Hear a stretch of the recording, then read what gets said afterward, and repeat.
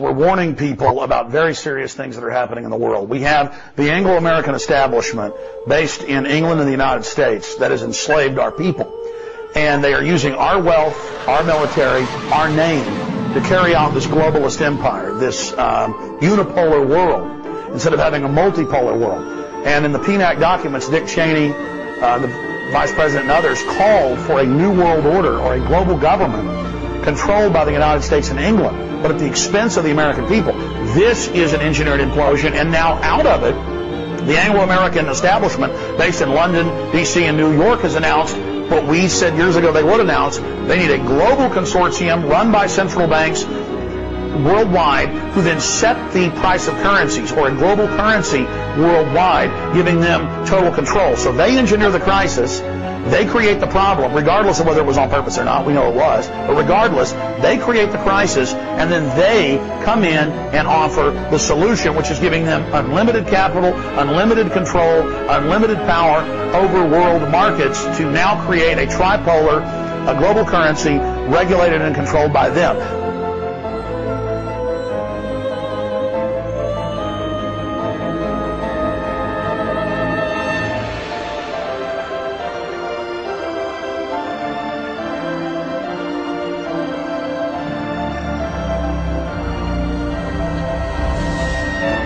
There is a global meltdown coming. It is a global depression, and one world currency and one world financial system is the end game.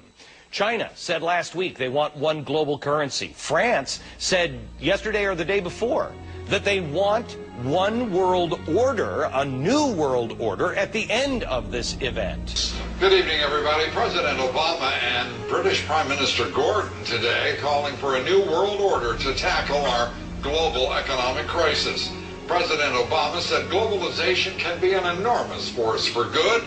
Prime Minister Brown again pushing for what he calls a global New Deal paid for by the United States. F.A. Hayek won the Nobel Prize in 1974 for basically saying that if you have a central bank like the Fed that's established by the government, has all these government-granted monopoly privileges, and it forces interest rates below the level that the free market would have set them, it sets the economy on an unsustainable boom.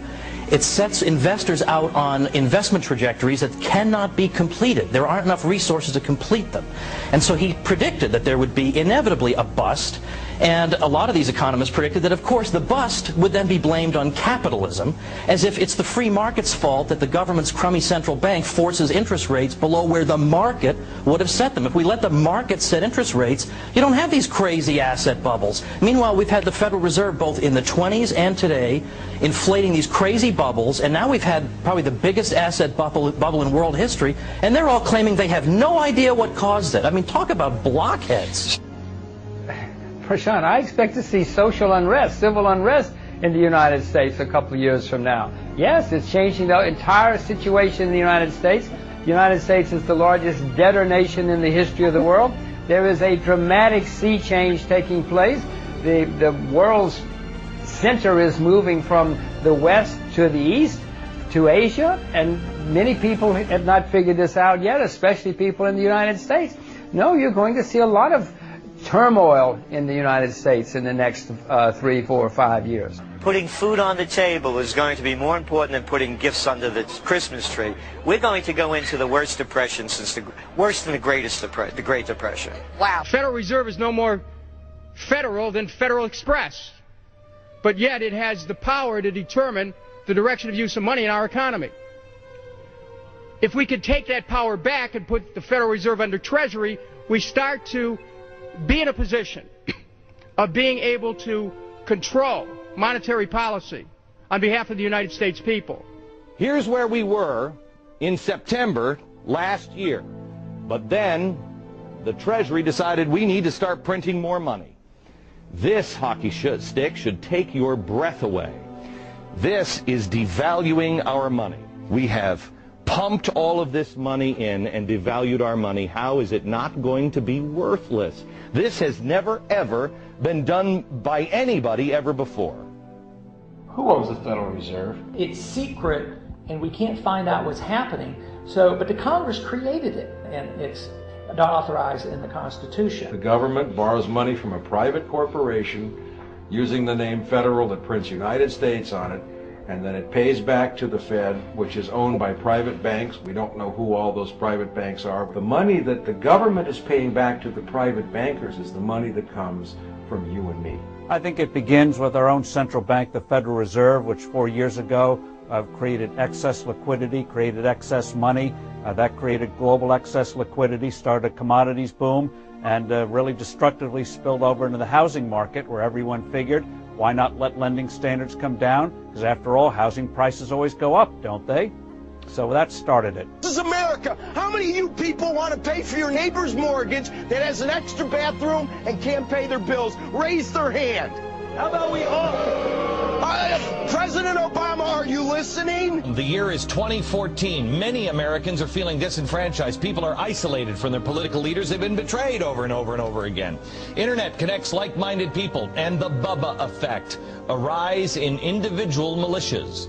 Give me the, real quick, how much are taxes in our scenario of 2014 to pay for all the stuff that we're doing? How much are taxes? If we tried to pay for all of the spending we've done, and just the last 18 months with higher tax rates, the Heritage Foundation and other groups have estimated the tax rates at the top would have to go to 80, 90, perhaps even 95%, which means that 95% of everything you make would have to go to the government just to pay for what we've already spent money on.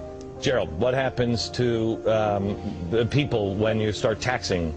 Like tax revolts. Yeah, tax. We all heard it on CNBC yesterday. But you're not talking about a tea party. Oh, no. This is going to be violent. People can't afford it anymore. Okay. Look, the cities are going to look like Dodge City. They're going to be uncontrollable. You're going to have gangs in control, motorcycle marauders. You're not going to have enough police or federales, just like Mexico, to control the situation. Should I sell or hold out for a market increase? Peter? Well, it's going to be difficult. Unfortunately, what the government is doing, they're in the process of turning this recession into a depression. It's going to last for a long time. And unfortunately, the bear market in stocks, which has been going on since 2000, is going to continue for many, many years. But what she has to understand is that the bear market in the bonds, which hasn't even begun yet, is likely to be even worse over time. So I think in the long run, Americans are going to lose even more money in bonds and in cash than they will in stocks. So I think that she doesn't want to leave stocks, but I think she should look internationally. There's a lot more bargains outside the United States and inside the United States. Valuations are much better, and their governments are not undermining their economies to the extent that our government is undermining ours. And I think she should also look at commodities and precious metals, particularly gold and silver.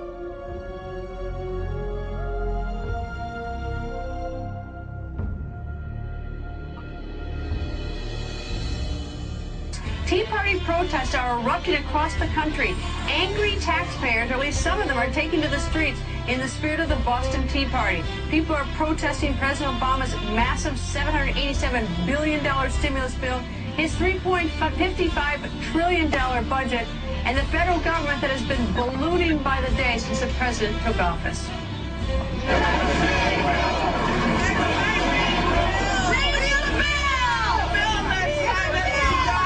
I don't believe it's responsible of the president to vote for to sign bills that have not been read by Congress. I believe it's totally misrepresenting what this country stands for, and I'm not going to stand for it. So I'm out here with everybody else.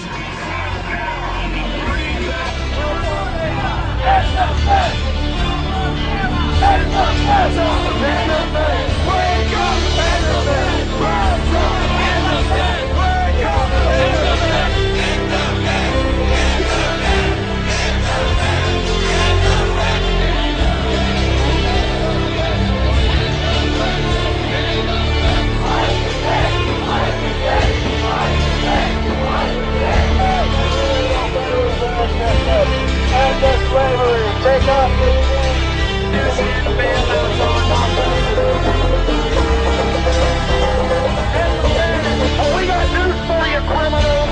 We know you're the culprit, and we've got a megaphone nationwide, and we're not going to take it.